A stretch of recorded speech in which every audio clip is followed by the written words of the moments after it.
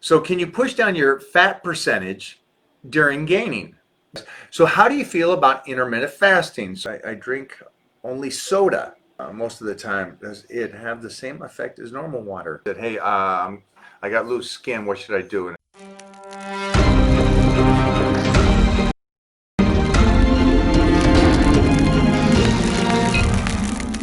Hey guys, with us, understand this. So don't take this the wrong way, but we're going to be just honest to you. And so when some of you ask these questions like cardio while you're bulking, which makes absolutely no sense to anybody on the planet Earth, or I have thick skin. Thick skin is a terminology of somebody that you can tease, and they don't get hurt. That's a terminology, but it's not a real thing. Um, it's like Surge having abs. It's not a real thing. It just doesn't have. Oh! Hey, hey, come on. He's got thick skin though, guys, so he can take it. Said, hey, I got loose skin. What should I do? And so I told him about the cream. And then they came back. Now I don't know if they came back after the fact. Did you see that? Do I need to build muscle to tighten the loose skin? That's a very old question. Oh, okay. So again, skin is behind the body on lossage, or as you shrink, your skin is 90 days behind you, the collagen and stuff, which is a wild thing.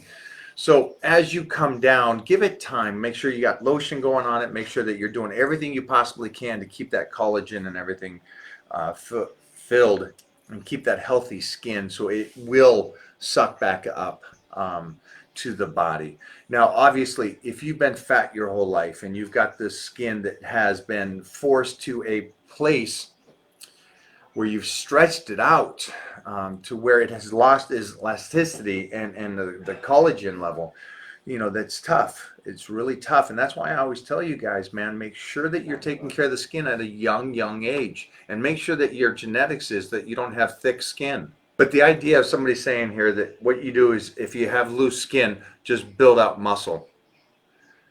Yeah, okay. So you build out muscle, and what, you just get a thicker waist? You just get a 40-inch waist to fill out the skin there too? Mike, it's the first week, the second 30-day blitz, and I'm down 22 pounds. Joe, man, I cannot wait to see you finish this and maybe the dry out. I want to see some after shots. That's huge. I drink only soda water most of the time. So sparkling water, right? Most of the time. Does it have the same effect as normal water? You know what? I'll look into that. I'll look into see if the sparkling does anything different. I know that it helps with digestion. So I just think one of the things is that with sparkling water is that it's going to fill you up. It does help with digestion, but at the same time, it does satisfy you, and so it might fill you up. So you might not take in the right amount of water. But if you're drinking a lot of it, I'll look into that a little further to get that proper response for you, okay?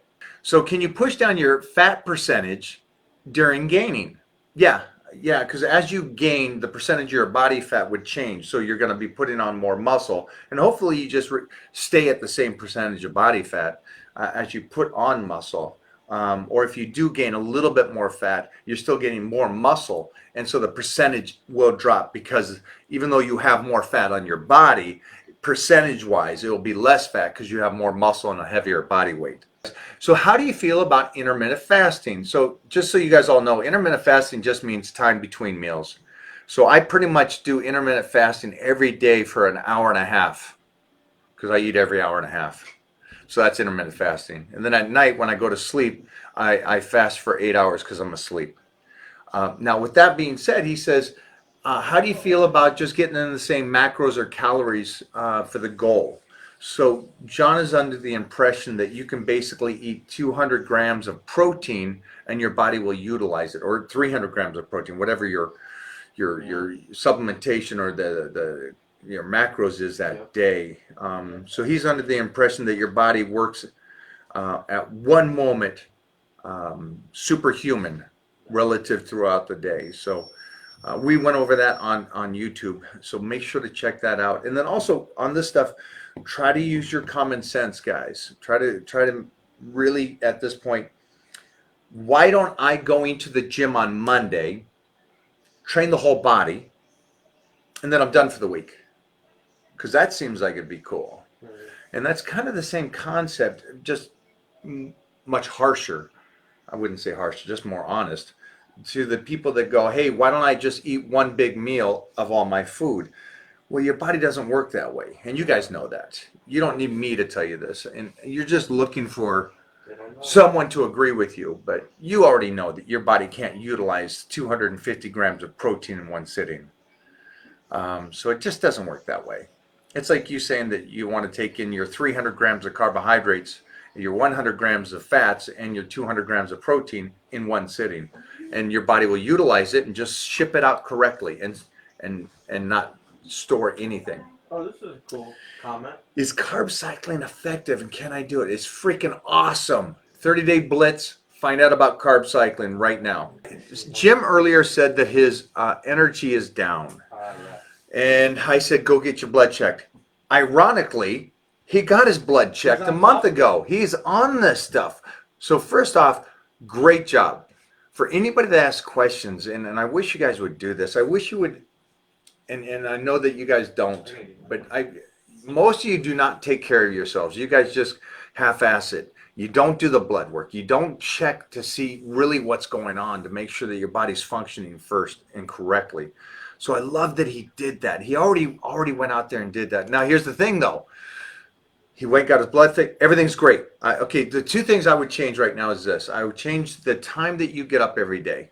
From you putting down 8 to 9 is saying that you may sleep a little longer. Get a schedule. Okay? That's the first thing I want you to do, Jim. Get a schedule that you wake up at the same time every day and start your process of the day. I would say get up, get a good meal in, and then start your activity with a workout is how I would do it. And give that 2 weeks to see if that helps bump up your energy. And then from there, let's make sure the nutrition's on point. Hey guys, welcome to the Big Red and Surge Show. Today we're going to be talking about everything fitness, nutrition, supplementation, and more.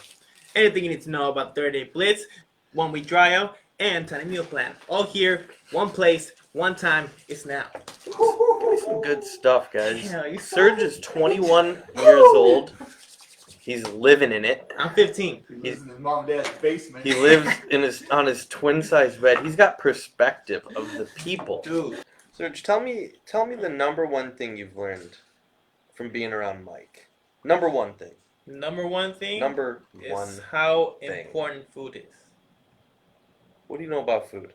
Because I would just train like a maniac, Okay.